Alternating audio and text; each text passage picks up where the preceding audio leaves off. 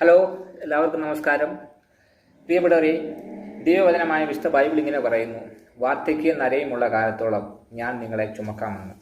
പ്രിയപ്പെട്ടവർ, മനുഷ്യ ജീവിതത്തിൻ്റെ വിവിധ അവസ്ഥാന്തരങ്ങളുടെ അവസാനമാണ് വാർദ്ധക്യം എന്ന് പറയുന്നത്. വാർദ്ധക്യം എന്ന് പറയുന്നത് കൂടുതലും ഒറ്റപ്പെടലുകളുടെയും വേദനകളുടെയും ശാരീരികമായ ദുർബലമായ അവസ്ഥകളുടെയും ഒക്കെ സമയമാണ് വാർദ്ധക്യം.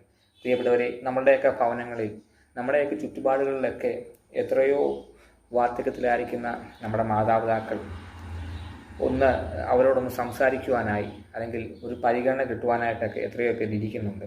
ഞാൻ നിങ്ങളോട് ഒരു കാര്യം പറയുവാനായിട്ട് ആഗ്രഹിക്കുന്നു.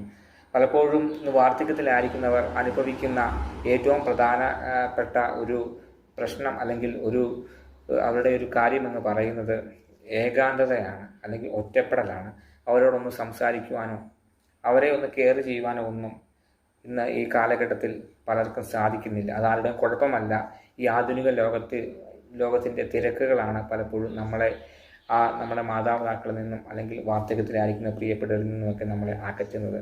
എന്നാൽ പ്രിയപ്പെട്ടവരെ, ഒരുപാടൊന്നും ചെയ്യുന്നതിനേക്കാൾ ഉപരിയായി വാർദ്ധക്യത്തിലായിരിക്കുന്ന നമ്മുടെ പ്രിയപ്പെട്ടവരുടെ അടുക്കൽ പോയി അവർക്ക് പറയുവാനുള്ളത് ഒന്ന് കേൾക്കുവാൻ അല്പസമയത്തെ ഒന്ന് മാറ്റിവെച്ചാൽ, അതുപോലെ തന്നെ നല്ല വാക്കുകൾ അവരോട് സംസാരിക്കുവാനായി അല്പസമയത്തെ ഒന്ന് മാറ്റിവെച്ചാൽ അത് അവരുടെ ജീവിതത്തിന് അത് ഏറ്റവും കൂടുതൽ ഒരു പ്രയോജനവും അനുഗ്രഹവുമായിരിക്കും.